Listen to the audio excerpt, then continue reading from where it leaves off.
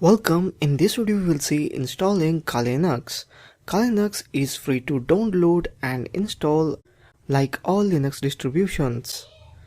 The Kali Linux file varies from 1 GB to 3 GB depending upon kind of file you need.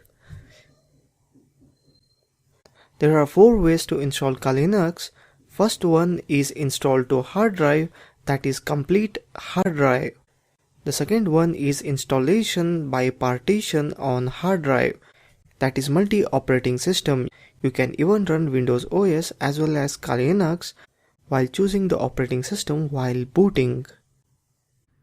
Third one is make it bootable by DVD or a pen drive.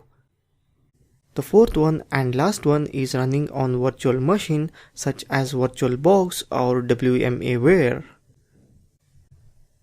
We will see all these 4 methods step by step in depth. If you are a newbie and have no idea you are doing this all for the first time, I'll recommend you to boot it live from a DVD or a pen drive instead of installing it on a hard drive.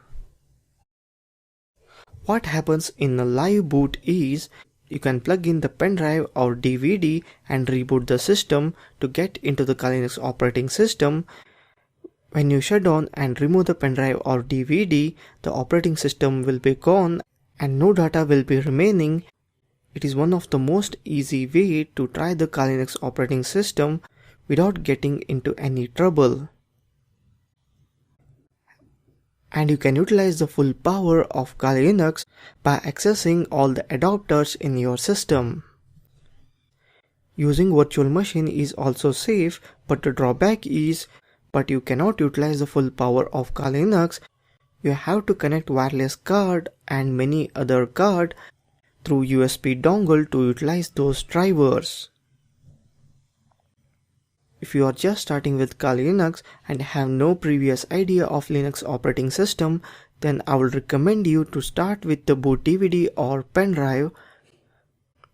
If you have previous experience with Kali Linux, I will suggest you to choose whichever you feel comfortable. It's all about personal option and depends upon your experience.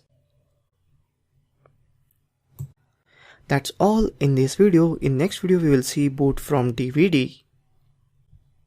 Thank you for watching this video.